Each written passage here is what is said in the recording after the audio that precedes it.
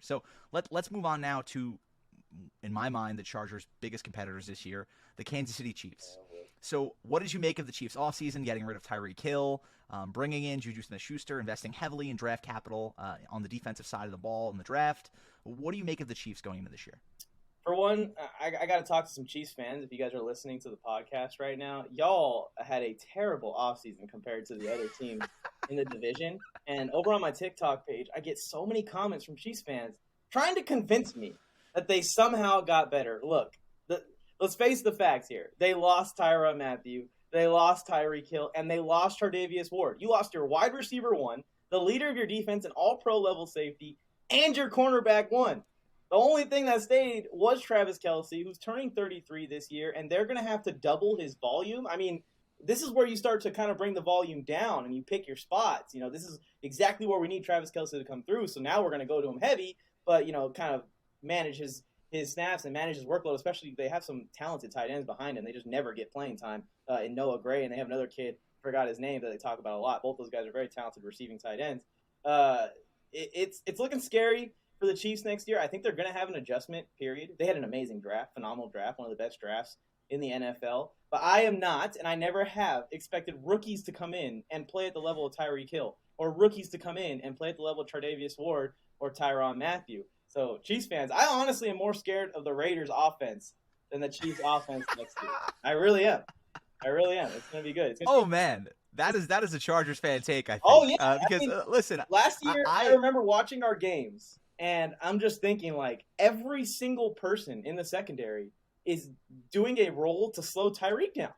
And it's like, It shouldn't take 5 guys to slow one dude down, but it does take 5 guys to slow a guy like that down when he has Patrick Mahomes at quarterback that can hit him 70 yards and stride down the field like that. So it's going to completely change them, man. Andy Reid and Patrick Mahomes are going to put together an offense. It's just, how quickly is that going to click?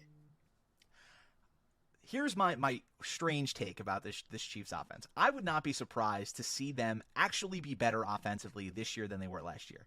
Because as much as I believe in Tyreek Hill as a talent, he's a freakishly talented receiver. He went from one of those guys who was a burner, in my mind, to one of the better route runners in the league. He gets open in the intermediate level of the field incredibly well over the last 3 years or so. He's really gotten great at that. But to me, I think that the Chiefs have brought in enough guys to recreate some of that rolling over the top responsibility on the defense, just in terms of Sky Moore is a bit of a burner. He's a fast guy.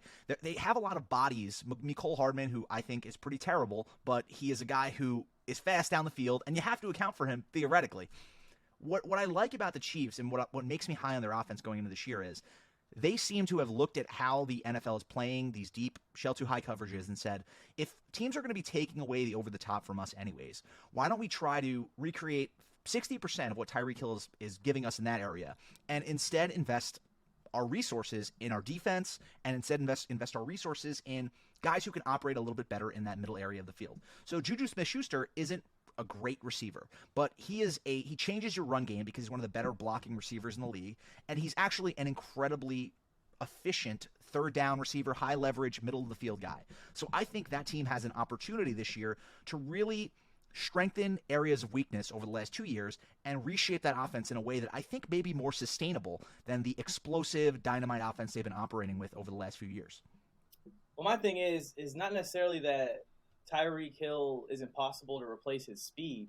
It's more about everything else he does. There's been speed demons in the league before. I mean, there's been guys that have even ran faster 40 times than Tyreek Hill in the NFL's history, and they just don't work out because you can stop a guy that can run straight really fast. You just can't stop the guy that can run an angle route, which is a short route, 30 yards down the field in 5 seconds. That's what you can't do. Yeah. So whether Sky Moore can perform those kind of things is still to be told. I'm obviously going to be a doubter because I'm a Chargers fan and I'm a hater. I'm thinking about Juju, right? When they first signed him, they still had Tyreek. And I'm like, okay, so this is a big, bad situation for us because they could stretch us with Tyreek, but Juju and Kelce are man burners underneath. Like, they're so good in the underneath game, and they're so good at yak. They're going to destroy us underneath because everyone's backing off to try and take Tyreek.